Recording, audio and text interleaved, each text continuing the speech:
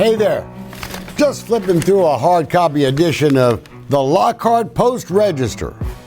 But as we flip through the pages, there's clearly something missing. And sadly for the folks who depend on this hometown paper, it's really no accident. We see the big ad for the planned Lockhart garbage dump, but no news story on the legal fight that still rages in court over this planned tower of trash. You wouldn't know it from the Register, but an appeals court decision on the future of the dump could come any day. The court will decide if the planned dump violated a county ordinance passed before a request for the dump design was ever filed. Did the TCEQ break the law when they ignored the county's citing ordinance and gave the dump a permit anyway? The Lockhart paper has ignored the dump fight for years. Opponents have had no voice in the newspaper, but they have had one with us. We've said all along the TCEQ is just kind of a rubber stamp organization. In 2018, the newspaper actually turned down our offer to spend money to buy an ad to let folks simply know where the candidates in the county elections stood on the garbage dump. Why won't you have a public meeting? We're done, sir. The Register never questioned the county judge, Hoppy Hayden. Why did he renege on a promised public hearing last year? These are the things we're absolutely not negotiable on. Why did he abandon tougher safety rules proposed by a citizens panel? They were appointed by county commissioners, and Hayden was the chairman. Why doesn't the paper ever interview neighbors still in the dark about what's happening? No one has come to explain nothing. Her daughter had to search it up on internet.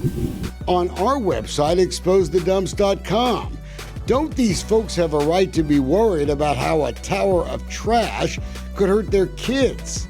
Is it gonna be unhealthy for my daughter to be here?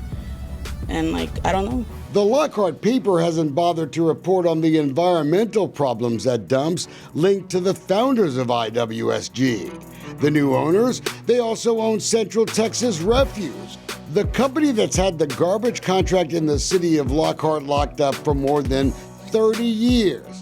No competition allowed. That's interesting. The city has even hired lawyers, spending your money, to keep some of the garbage records a secret. So we'll help the local paper catch up on all the good stuff that's been happening. We've got that kind of relationship where we can work these things out. November, the mayor and city council decide there was no need for competition again on the garbage contract. But 4 months later, there was still no deal. In my opinion, an RFP gives our citizens a chance for the best rate and service possible. With more competitors, we get the best rates for our citizens. The vote, 5-2 against competition, turning down a chance to drive down the cost of garbage. How come? And the mayor and council knew that Texas Disposal, another big garbage company, had just offered the city a better deal. We hope that you'll consider it in your process. We thank you. You may not have known about all this because none of it, not a single word, ended up in the paper. The folks in Lockhart deserve to know what their local paper is hiding from them and what happened when one of their own dared to ask questions. You may have been wondering what happened to Kristen Merriweather, hired as editor of the Lockhart Post-Register last November. Remember what she said in the paper? Quote, "I'm looking forward to getting back to the community level, back to what the profession is supposed to be about, helping citizens make informed decisions for their family." 4 months later, she was canned. Merriweather had apparently made some enemies at City Hall because she questioned some of their COVID decisions. But our sources say what did Merriweather in was trying to take a closer look at the company trying to compete for the garbage contract.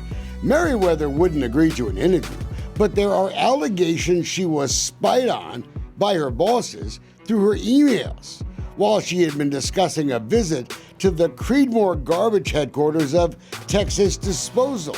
Merriweather knew the garbage fight was a story in Lockhart, but digging deep into the trash can, well, it got her canned.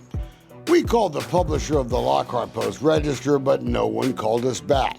but they're hiding stuff from you at the Post Register and at Lockhart City Hall.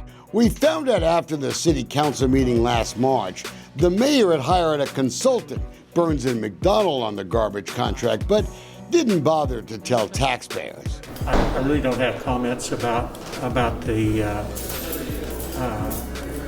solid waste contract. We appreciate your business. You likely weren't at City Hall back in March of 2020 when CTR announced they'd been bought by a company called IWSG. We need to take our time to do our due diligence. What taxpayers didn't know is that a few days later, the city hired Burns and McDonnell to investigate. It's called due diligence. Burns and McDonnell were paid just under $10,000. They can keep it secret that way. In a memo dated March 20th, they had plenty of questions for the deal. Who were these new garbage guys? Where were their successful landfills? Some of the answers were already on our website, exposedthedumps.com, the lifestyle of the rich and famous.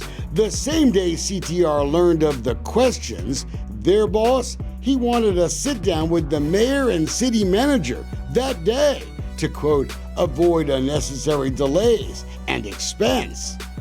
Look at the Burns and McDonnell contract from 2020. They were supposed to provide their findings at the April 7th council meeting.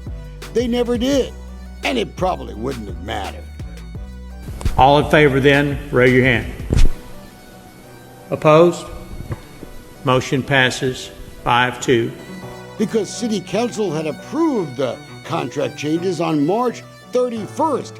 Not much of an investigation, huh? We've gotten information from our consultants.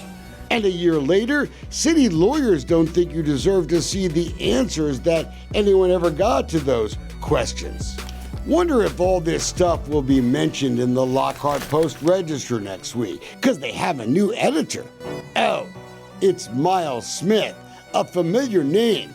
He was editor before, then became the public information officer for the city of Lockhart, and now he's the paper editor again. If we don't keep digging in the trash, folks, no one will.